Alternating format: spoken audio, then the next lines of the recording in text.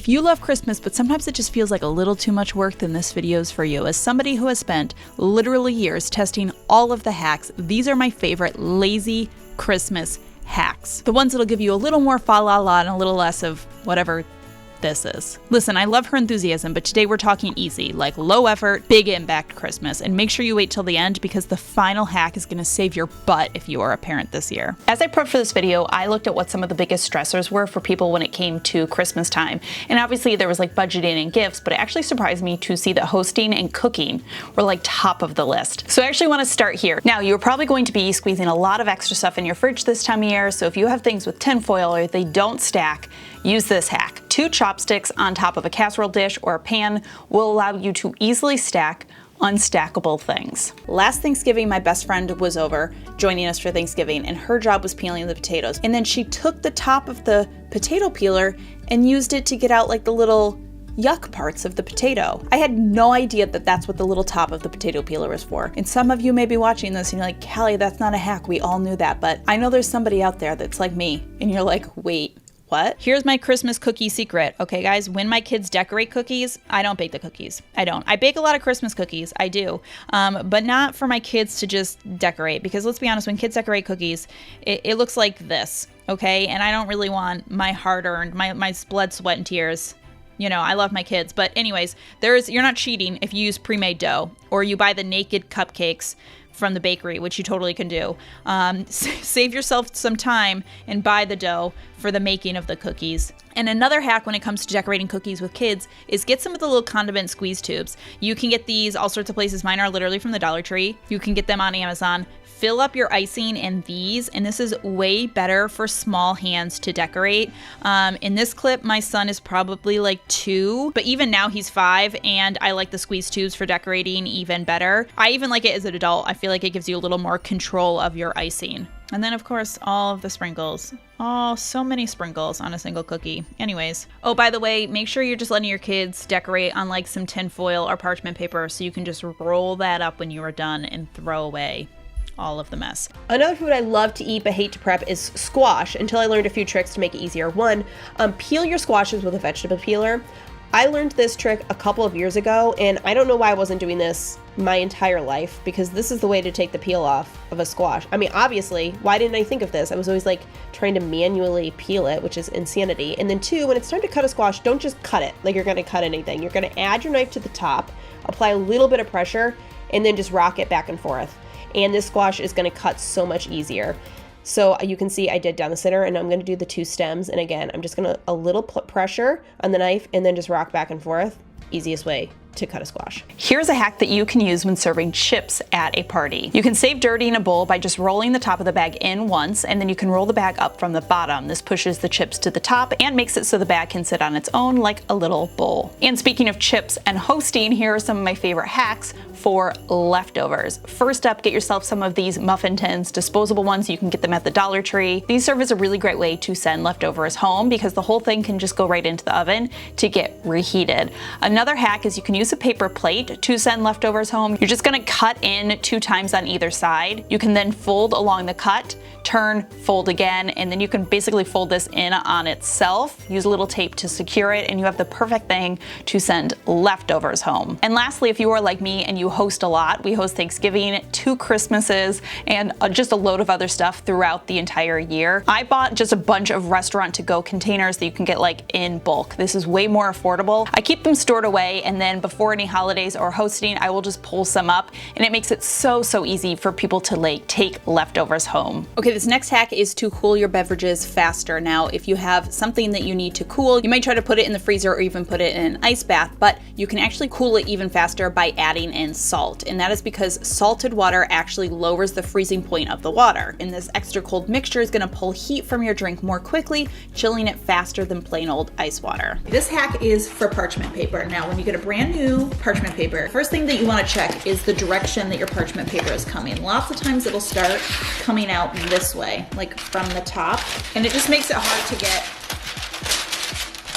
a straight cut with your parchment paper. So if your parchment paper comes in the box that way, you're gonna flip it around the other way so that it's coming up from this way. Then you're gonna take the top and you're gonna tuck it in, like this. Now you can just pull out how much you need and pull, and you will get a nice straight edge every time. I have one more parchment paper hack for you.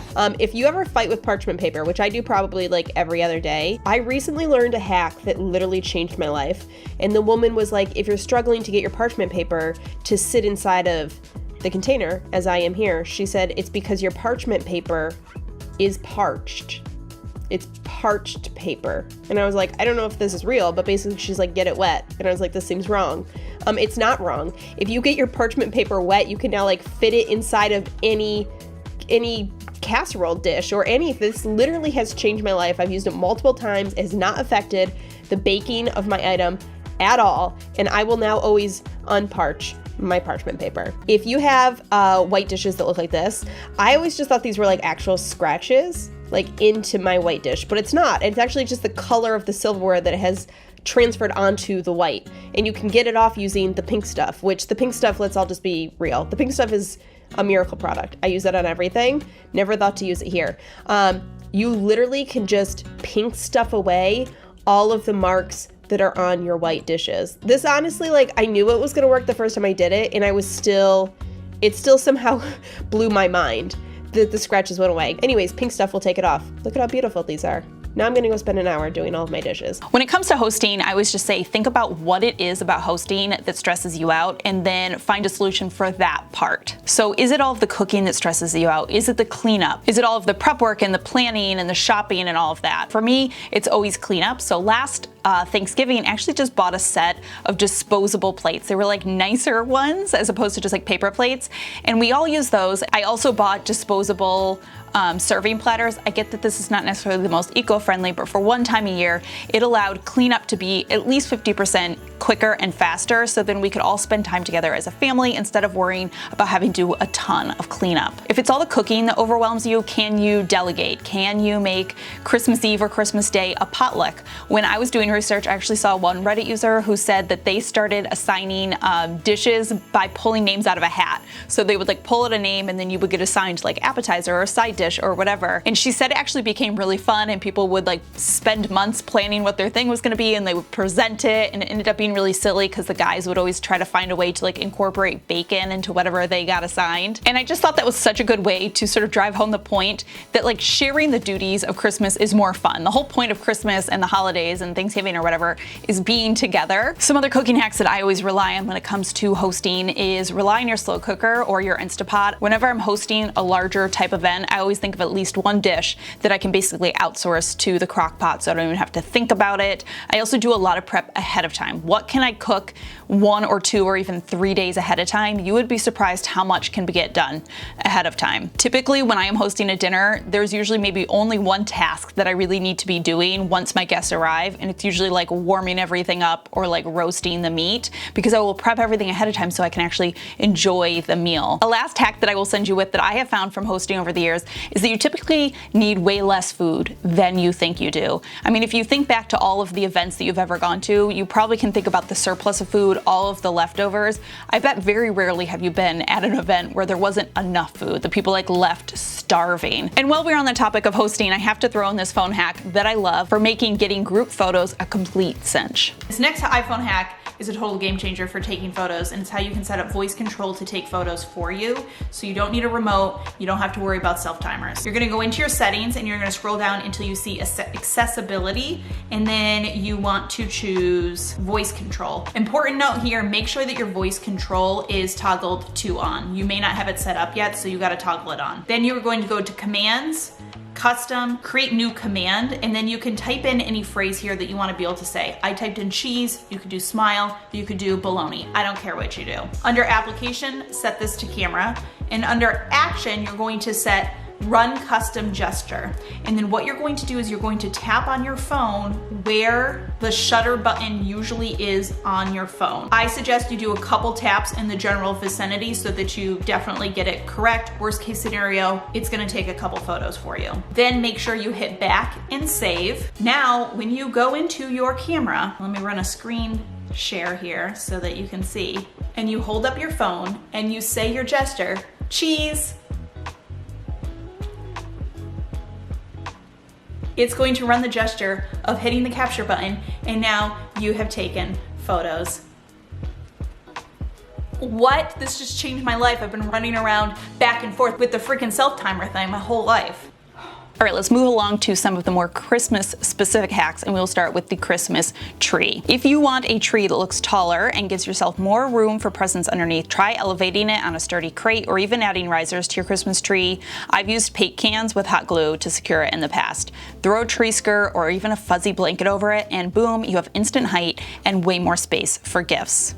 Now, when it comes to lights on your tree, more is more. Mix in different bulbs of different sizes. So you want the classic small twinkle lights and a few strings of larger ones. It gives the tree that sort of layered, twinkling look. Next up is consider ornament anchors for your special ornaments. If you have ever had an ornament slide off or kids or pets knock them loose, these bungee ornament anchors are a game changer.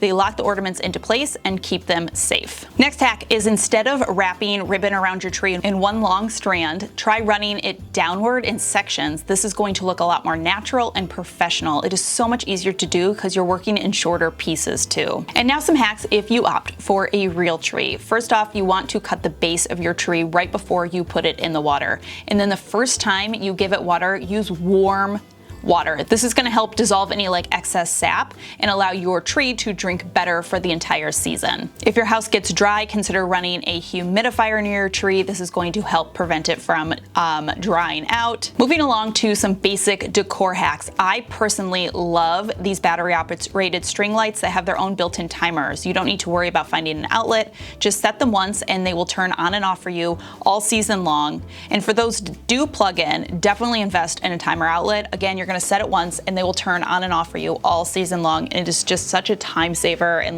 stress saver. Next, I'm going to teach you how to make these paper stars. I had seen paper stars like this at IKEA and they were so pretty, but they were sort of expensive. And I realized that you can actually make them using paper bags for super, super cheap. So all you're going to do is take 8 of these brown paper lunch bags and you are going to glue them together, alternating whether the folded side is up or the folded side is down. Let these sit until they're completely dry, and then you are basically just going to cut the top into a point, and then you can really get creative with this. You can do more of a sharp point, more of a rounded point, and then you can cut different little shapes out of the sides if you want. You cannot mess this up. They look so pretty no matter what you do. You just open them up kind of like an accordion and they turn into these beautiful paper stars. And I just hung these up with some fishing wire, and I was able to recreate the look of the paper stars and do all of them for less than the cost of buying a single paper star. Also, if you don't know this hack for hanging wreaths, the best way to do it is to get a command hook, hang out on the opposite side of the door that you want the wreath hanging. You're gonna hang the command hook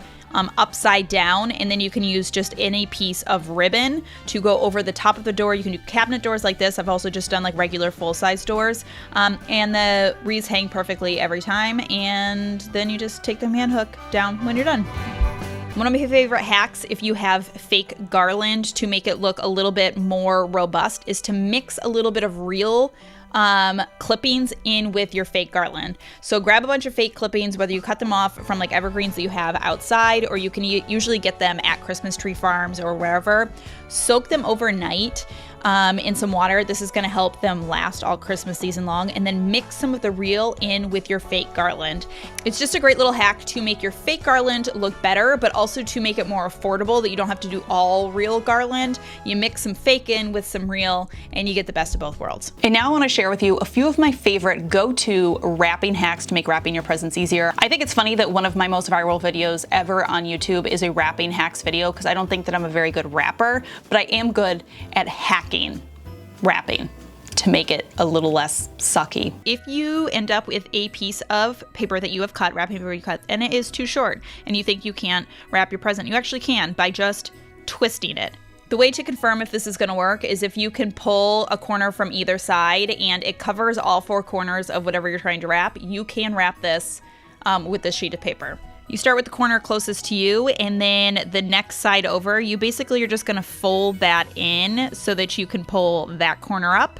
And I secure it with a piece of tape, and then I do the other side. And then you're going to do the final corner by sort of tucking in each side, and then you can basically just fold it over. And you will see that now you've taken a piece of wrapping paper that looked like it was not big enough, to wrap your book or your present or whatever, and you were able to wrap the entire thing. Another wrapping hack that I love to share is always keep a roll of just brown craft paper around, because if you run out of wrapping paper or whatever, you can use this in a pinch to wrap up some last minute presents, and you can jazz them up to make them look cute with like ribbons or whatever. But I always have at least a roll or two of brown craft paper around for last minute wrapping. Never underestimate just a big roll of white paper and let your kid color it, especially if you're gifting presents to grandparents or like your kids' friends. This one saves me in a pinch a lot too. Let your kids have at it. You could even get them Christmas colors, Christmas stickers, or whatever. And you got some nice free wrapping paper to use for like grandma and grandpa's Christmas present. One thing I always suggest you do, especially if you are a family, is to sit down at the beginning of the year and have everyone write down like their 1 or 2 most important or favorite parts about the Christmas season, and then let this sort of be your guide for the rest of Christmas. These are the things that matter most to your family. And so it'll allow you to kind of say no to some of the excess and focus on just the stuff that everybody really wants to get done. Another hack I love using this time of year has to do with Christmas music. Now, I love Christmas music as much as the next person. I think we all get to a point where we're like, if I hear, All I Want for Christmas one more time, I might lose my mind. By December 5th, we have heard every song 1,000 times. And so here's my little hack. I love Christmas music, like instrumental covers or jazz covers. So I will put on like a jazz cover of Christmas music on a Sunday when we're all hanging around the house. It's still the Christmas music, like your brain knows that it's Christmassy, but you're not listening to the same like 50 top Christmas hits over and over and over again. Now, as I went down the rabbit hole of research for this video, as I do, I always just go down these rabbit holes of learning all sorts of stuff. I noticed a reoccurring theme when it came to what people were sharing that they loved the most about Christmas, and a lot of them had to do with scent. I love doing summer pots whenever I'm having company over this time of year, and they are so easy, and they honestly make your house smell so good. So just a pot with some water, and you do not have to do like anything super specific in here. Throw some citrus in if you have lemons, if you have oranges, whatever, and then whatever like aromatics you have. If you have some cloves, if you have nutmeg, if you have a stick of cinnamon, you can throw a rosemary sprig in, you can put some vanilla extract in, you could put almond extract in. I like putting in the tiniest bit of like evergreen, like even cut a piece from outside or from your Christmas tree if you have a real one. Let this simmer on your stove and your whole house is going to smell amazing. Another hack here is I bought just like a little mini crock pot maybe 2 years ago. They're like $19 or something. And I use this to do my summer pots during the holiday season so I don't have to use up any of my stove space. And finally, let's just talk about gifts. I'm all about simplifying gifts this year. One thing I really love is doing joint gifts. So if I'm gifting to a family or a couple, thinking about a single gift I can get for both of those people or for that entire family. Another thing that I'm doing this year is I'm bringing back the homemade gift, like homemade granolas and cookies. I don't know, was it COVID and then we stopped doing it, but I'm bringing back the homemade gifts. Final hack when it comes to gifting is consider using Amazon locker drop-off. You just find an Amazon locker near you when you are checking out, choose that as your shipping destination, and then when you are ready and alone and not with anybody who might see the present, you can run by the Amazon locker, get the gift, and you don't have to ruin your surprise. All right, my friends, that does it. Some of my favorite simple, easy, lazy, if you will, Christmas hacks to save your sanity this Christmas. As always, thank you so much for stopping by and watching. I hope you're having a fantastic day. Remember to be kind to yourself and others, and I will see you all in my next video.